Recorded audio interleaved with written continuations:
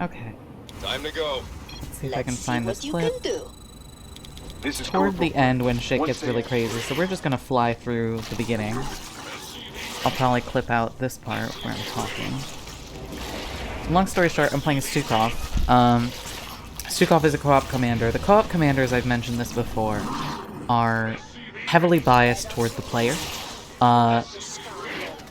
You know, because that's the fun, is like, it's the two of you against a kind of slightly overwhelming enemy force, but you're overpowered in order to respond to them.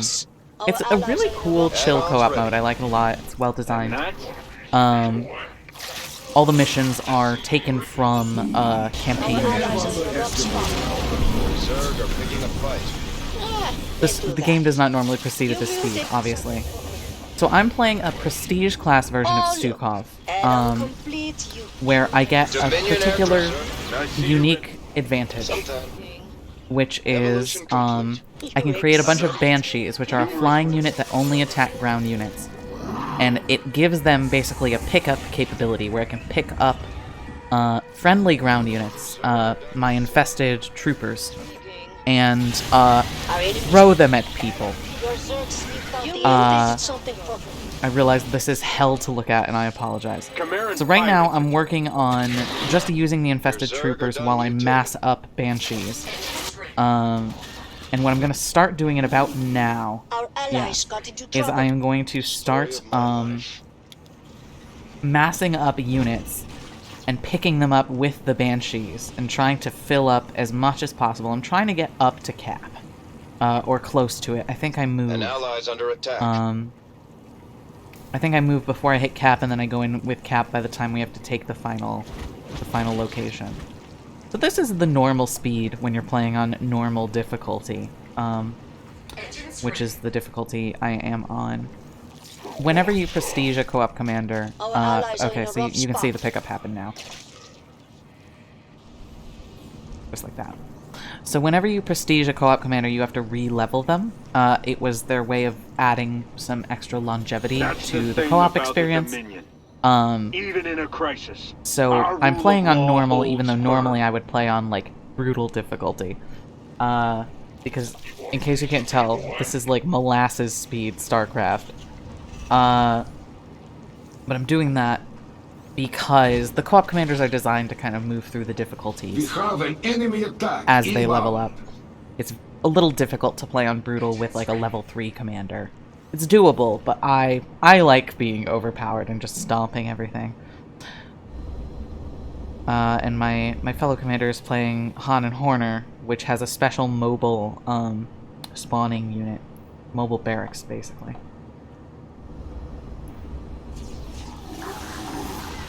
Han and Horner is really fun, and I should go back to playing them more. That was the first co-op commander I really got very good with, and I haven't played them much since, because now I mostly play Tychus, because Tychus is the most broken of them all. Anyway, we can speed up again. We want to get to the point where we see these Banshees moving out, because then you'll see what happens when I throw all of these units. You can see I'm able to pick up an absurd number of units. Okay, okay. Here we go.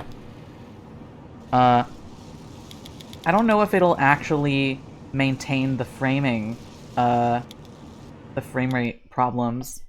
Ah, shoot, now I backed up too much. I don't know if it'll maintain the frame rate problems, through the recording, but you should be able to see that when these Banshees move out, I will just hurl these units and the frame rate will die.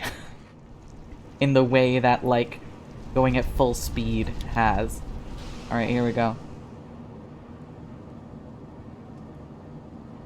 Let's track my own camera. Yup, there it went. So that's at normal speed. That's not me fast forwarding at all. That was the speed at which the framing happened.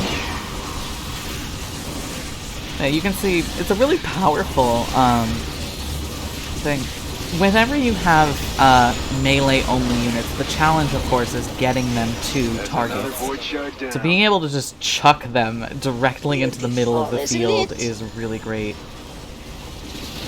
I do also like, there is a safety measure, quote-unquote, where if the units can't land, the Banshees don't chuck them.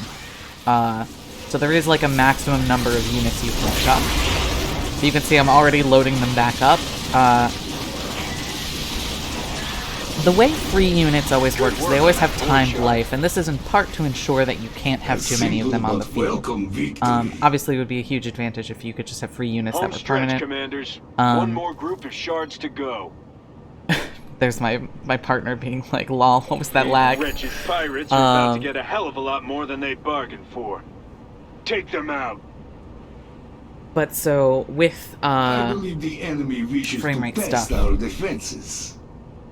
Blah, with free units, they either spawn in a limited number or they have timed life to ensure that, you know, you don't get an unfair advantage, but also that you can't just, you know, crash the game. I don't know if they totally thought through how this prestige would interact with that. So here, I'm just holding still because I'm typing a response. Got into trouble. Watch my ally kick butt. We have a unique advantage also because, this is a particular enemy build with very poor anti-air. So, we're... yeah, throwing a couple hundred infested infantry at a target is apparently a lot. Yeah, so now I realize my real strategy is, rather than moving my infested into the enemy base, I'm just moving them under my Banshees. Trying to pick them up. I'm close to max, you can see.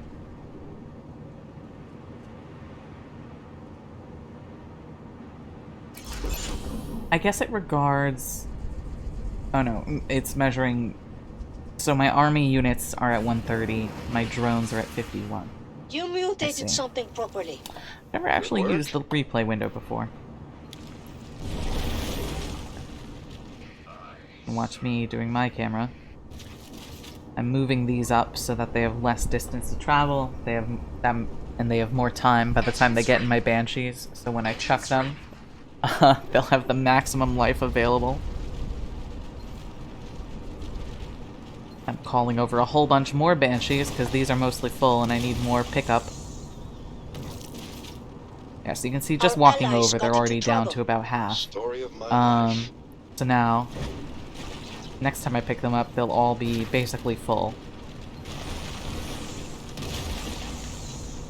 Let's go ahead and fast forward, because it's just me massing up again. An ally's begin the attack. I will say, this build is fun, but it is very slow. Pirate ship I can be neutralized. way more Nothing aggro worse than with pirates. other commanders. By far, the widely regarded like best overall commander is Zagara. Our allies are in a rough spot. Zagara can just crash through most bases through her big splashy suicide Our allies units. got into trouble. Banelings are just really killer. But, you know, everybody loves playing Zagara. I like to try to do something a little different. And Stukov is a commander I often recommend to people who aren't great at StarCraft, because you can just kind of deploy the psi emitter, have the units auto-move to it, and sort of set it and forget it, in a way that you can't with other commanders. So I'm trying to reserve my throwy boys, because I don't want to waste them on something this small. But then, you know, I get a little ahead here, and I decide, screw it, I really want to throw some units.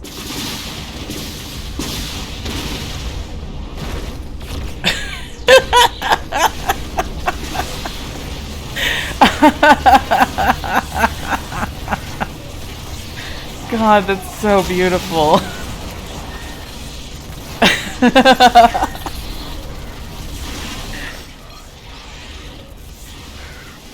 Anytime you see me holding still, it's because I'm typing. So I pick them back up. You know, the more I can pick up and throw again, the better. Because throwing them creates impact damage, I believe. A little bit. Not a ton, but... it also never stops being funny. It'll take more than a few void shards to defeat the Dominion. Oh god. I hope this recording that I'm making with OBS... I really hope that, chucking more.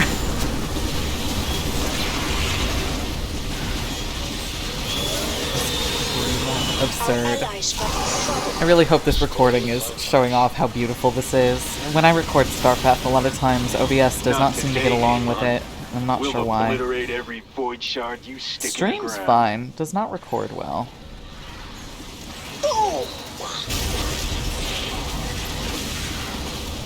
Anyway, by this point, most of my units have died, so it's able to handle the amount on screen. You have to be willing to go all the way. Anyway, that was a That great was more replay. fun than I Love it. expected. I prefer watching you, Matthew. Alright.